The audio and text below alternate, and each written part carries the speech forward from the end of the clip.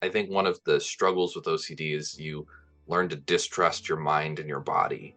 And part of the journey to wholeness and getting loving guides around you who can help and finding out who you are in Jesus is learning that your mind, your body, your soul, all the parts of you are inherently good.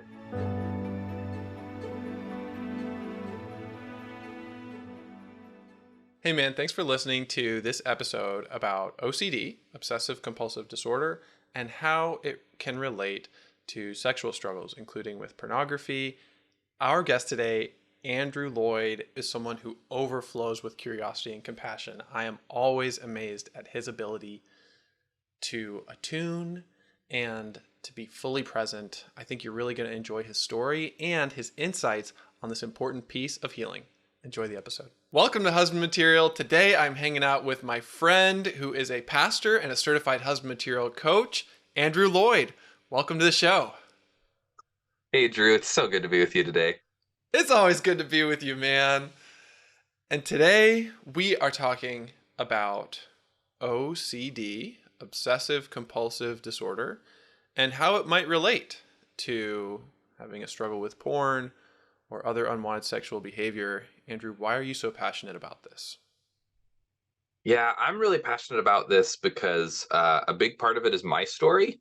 And for me, there was always this huge disconnect growing up between my spirituality, my mental health, my struggle with unwanted sexual behavior. It all felt like they were in compartments and they were all battling each other all the time. And healing for me didn't really start to happen until I realized that those are all parts of me. All those parts of me are actually good, and things just kind of come out sideways sometimes. And it was learning how to bring wholeness and health to all of those parts that changed my life for the better. And I just really want all of us to be able to experience that because it's really changed my life in really positive ways. Andrew, what is your story of how obsessive compulsive disorder developed for you? Yeah, for me, it hit my life when I was 8 years old. So I was quite young. In September of 2001 is when the world changed. There was the tragedy with the twin towers. As an 8-year-old kid, I didn't know how to process that. I remember watching it on the TV, not knowing how to think about it, how to talk about it. And so I was really, my whole world was seeing death for the first time. And then just a couple weeks later, after that had happened, my grandfather passed away. And I wasn't really expecting that. I didn't know it was going to happen. Very, very close to my grandfather, who was just a wonderful human, really delighted and loved me. And so in this like 2 week time frame, death is at my front door, both from what I'm seeing nationally on the TV and with this person who I am very close to and really love. And I didn't know how to process it. And it just felt like my brain broke. And some of the studies, though there's a lot being learned still, a lot of the studies do see that there's some kind of a trauma component to OCD. Not always, but a lot of the times there is a trauma component. And so as these traumas hit my life, my brain, whether it was always there and just came out, or that's kind of what brought it up, it just brought it forward in my life. And from then on, that was my reality. And particularly fear around death was a really, really big part of my OCD journey, especially early on. I can see how that combination of being exposed to death and tragedy, and then it hits you really, really close to home, taking away your safe place, would be so devastating. Yeah, it was like my safety was just kind of ripped out from under me. And in some work that I've done here at Husband Material in the small groups and stuff, really identifying that that's when powerlessness hits me for the first time and ends up being this fear and theme that runs through a lot of my story. On this show, we talk a lot about how our sexuality is good and we need to bless those sexual parts of us that might be attached to porn. But what do you mean when you say that OCD is a part of you that can be good? Yeah, that's something I've really wrestled with, especially in this part of my life, especially since it's, in my experience anyway, been something that's caused a lot of stress and terror in my life.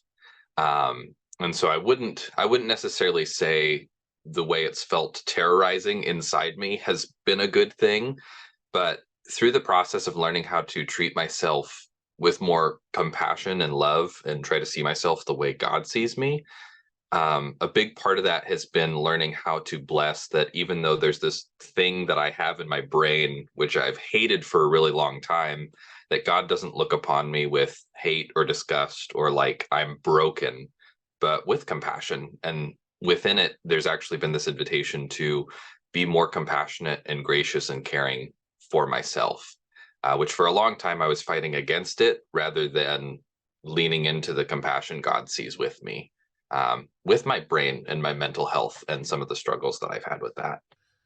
I love how you have described OCD as a difference in the brain.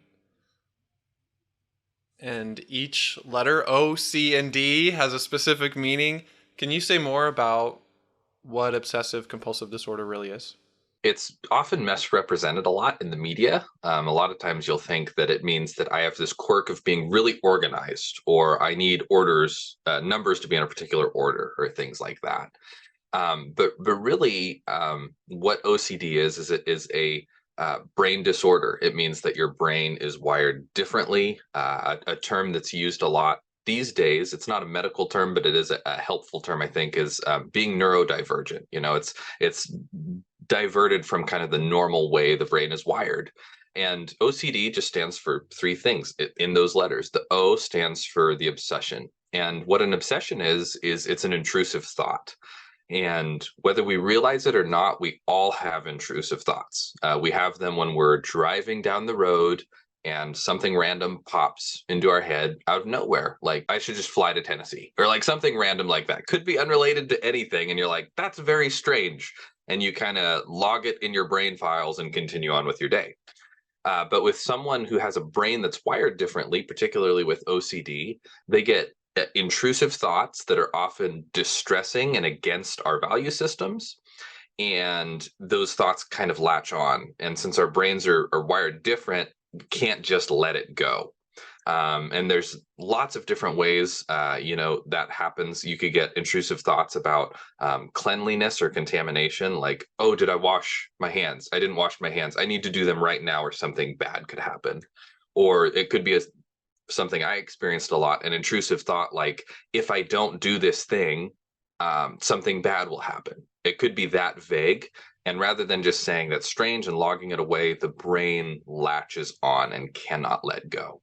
And one of those types of thoughts might also be spiritual, like, Hmm. will God be disappointed with me? Or will this affect my eternal salvation? Absolutely. And that was my story. I grew up in a Christian home, loved Jesus from an early age. I did grow up in kind of a turn or burn kind of church.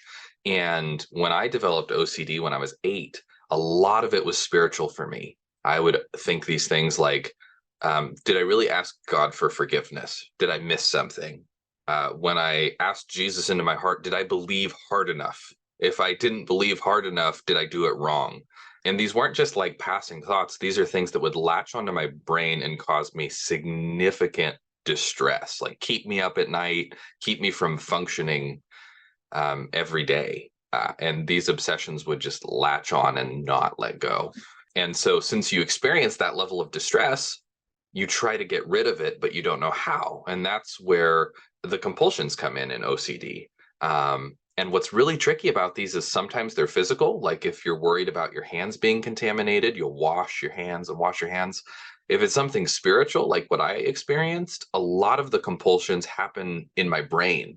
So if I'm worried, like particularly like when I started acting out sexually and having, sexually unwanted behavior, I would like be so like I would ask for forgiveness again and again and again and again and again, because I'd be like, did I ask for forgiveness right? Like, did I do these things right? And so I do these mental compulsions where I just pray the same prayers over and over and over. And it wasn't in a way to meditate on what I was doing. It was out of fear that it wasn't working because of something that I did or didn't do. And so these compulsions are the responses to try to get rid of the distress of the obsession, which is just wreaks havoc on your brain and in turn your body too. Man, my heart goes out to you. You've also described that as unseen suffering. What does that mean?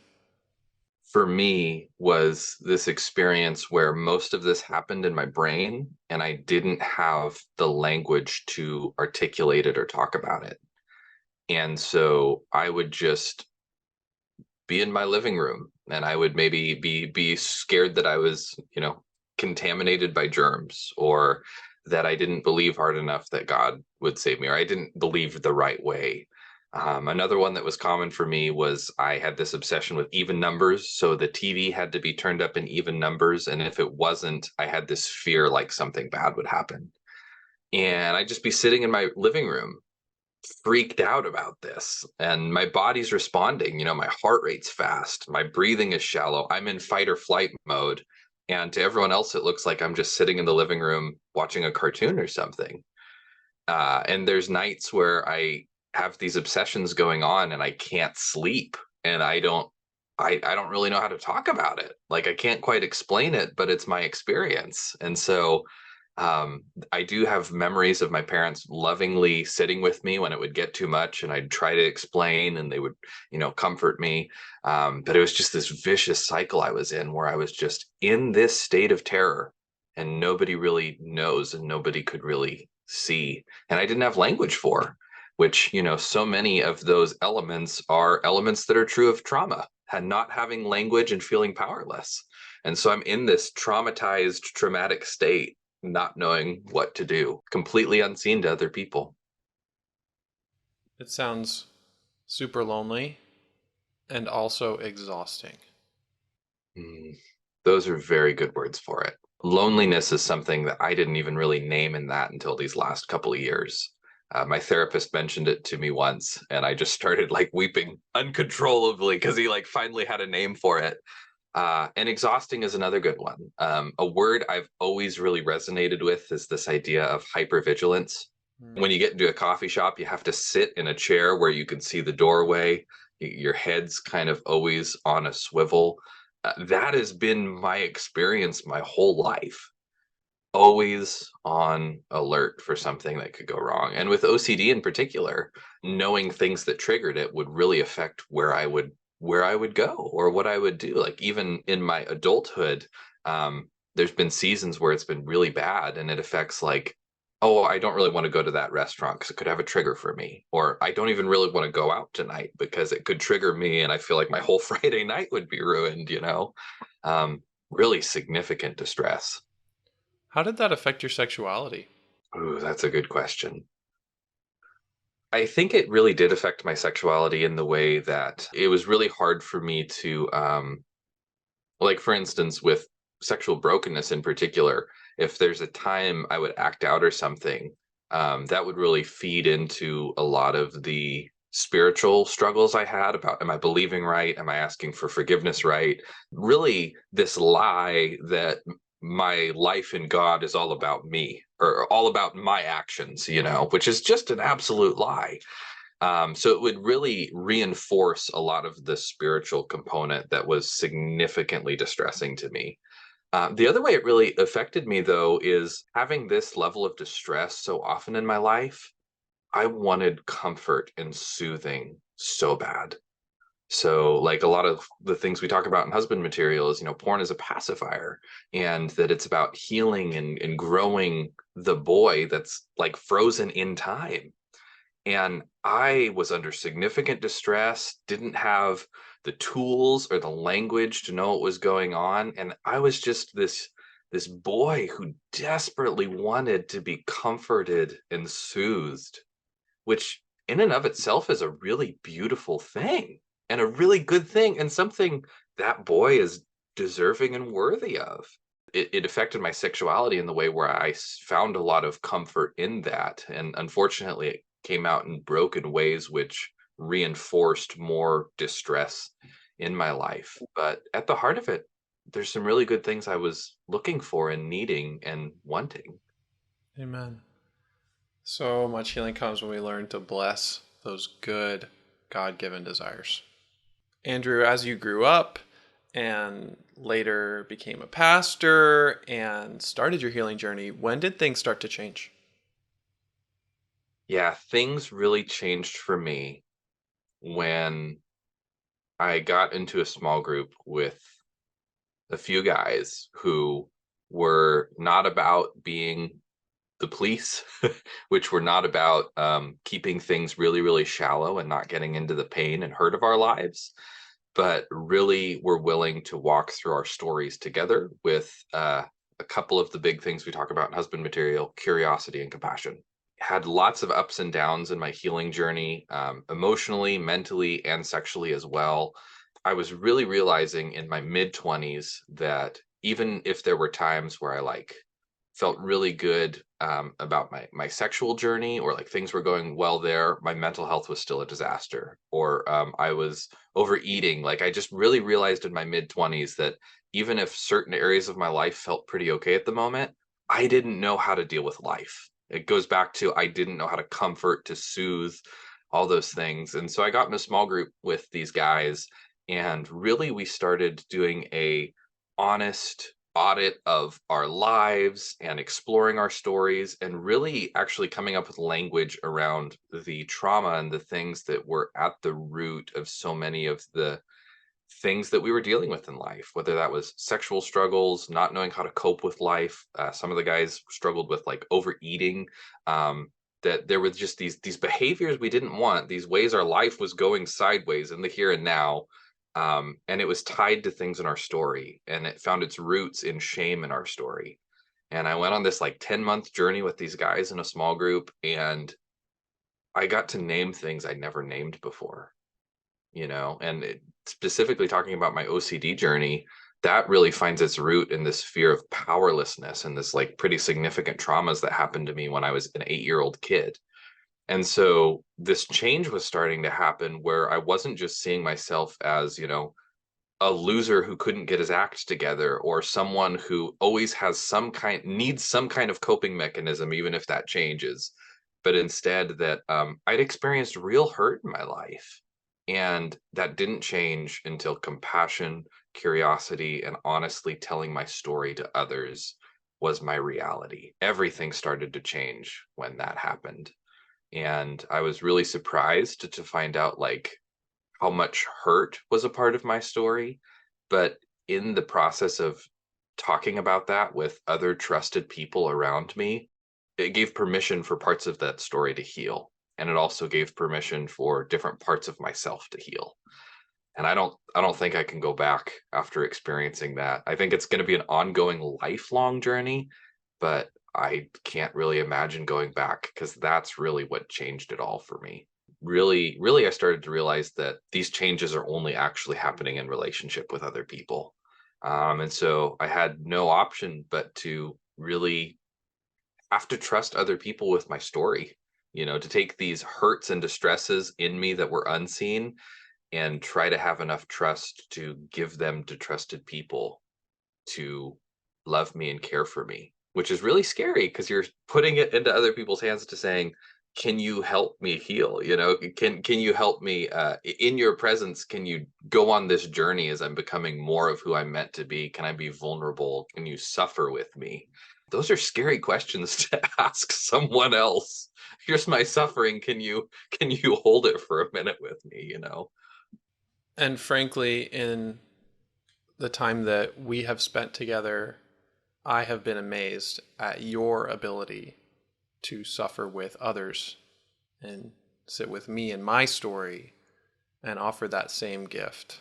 Oftentimes when I find more wholeness in my life, I feel like part of the invitation of God is, you may not have had this for a long time. It's your turn. It's your turn to be what you wish you had at these different avenues of your life. Which is really scary. It's really scary to feel that kind of pressure, but it's been it's been really helpful for me to realize that the things that have changed my life the most have not been people coming in with all of the answers, but people who can come in as caring guides to sit with me, attune to me well, and ask good questions. And when I kind of realized that that's what was being asked, that really changed a lot for me, because being able to tune into someone, ask good questions, and just love them well is much less scary. Mm-hmm. What are some of the nuances and complexities of that healing process for someone with OCD? Part of the complexity and nuance to it is it's still so misrepresented that getting the right information is really helpful. A lot of times it takes between 14 and 17 years for someone to get a diagnosis before the onset of symptoms. And so that means that the healing and getting the right tools and resources might not even happen for 17 years, which is a significant amount of distress for a really long time. And so having the right information is really, really helpful. So learning about it is really helpful. One of the things that's been most effective in the world of OCD has been ERP therapy, which is really about exposing yourself to the environment that is going to trigger you. And a lot of times it's best to do this with a trained therapist in it rather than just yourself, so you don't dramatize the living daylights out of yourself. It can be more of a step by step journey, but really it involves us exposing ourselves to the thing that's going to trigger the fear in us to train our body and our brain to say, I survived. It's okay. So, for instance, for me, one thing that was really triggering to me is going to certain restaurants sometimes that have TVs. There could just be something random on a commercial that triggered my OCD. And there was a couple years of my life where I really struggled going out because of it. And for me, I didn't really experience more healing until I took the scary step to go to restaurants with TVs, and work through those kinds of things. Another thing could be if contamination is like something that's really scary for you. A therapist might guide you in somewhat of a safe setting and say, what would it be like if you touched some dirt and then, like, ate a chip or something? And I cannot stress enough that, it's usually good to work with someone who's trained in that so they can do it to you in a way that's not scary. But really, like a lot of what we do at Husband Material, it involves facing that thing we want to run away from, because it's almost in doing that that you can actually name it and tame it and find some freedom and wholeness over it. That's been one of the biggest things. Yes, at Husband Material, we call that taking a redemptive risk. And you could take a redemptive risk just listening to this podcast episode. If it is really scary, even to just listen to this, that's a redemptive risk. Joining a small group is a redemptive risk. Getting one-on-one coaching, coming to one of our retreats is a redemptive risk. Really taking action that may or may not lead to healing, but with a calculated, wise, relatively safe reassurance that this could be really good. Man, that makes a big difference. Hmm. Absolutely. And we can celebrate the risk. Even if it didn't work out, it is evidence of courage and living in alignment with your values and putting yourself in a position to receive healing. And I love especially what you say, living in line with your values, because particularly with OCD, a lot of the intrusive thoughts are ego dystonic, which means they're against your value system, and they don't actually represent what you believe or even what you act out in your life. And so part of the journey of taking redemptive risks, or taking these steps to doing scary things that can produce healing, it's really you saying, these are my values and this is what I'm actually living out. And you're showing your mind and your body and training your mind and your body that those are your values, what you're living out, that it's not the intrusive thoughts or the things that are contrary to who you really are that define you. Amen. Andrew, if someone is listening to this and really resonating with some of these symptoms and storylines related to OCD, how would you respond to that person?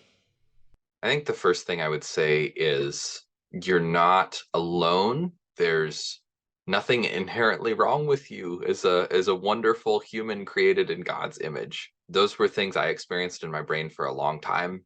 And I think one of the things God's really shown me these last few years is that it's pretty prevalent thing that people do struggle with, and we're getting more language around. There's some studies that say it could be as prevalent as 1 in 40 people have OCD, even though there's parts of our brain that might be wired different, and it causes a lot of distress. That does not mean that your mind is bad, or your body is bad, or your emotions are bad, or anything like that. I think one of the struggles with OCD is you learn to distrust your mind and your body. And part of the journey to wholeness and getting loving guides around you who can help, and finding out who you are in Jesus, is learning that your mind, your body, your soul, all the parts of you are inherently good, and learning how to live with the parts of us that are maybe broken in a broken world and bring them back into wholeness. I think those are things I really wish someone would have told me. You're not strange.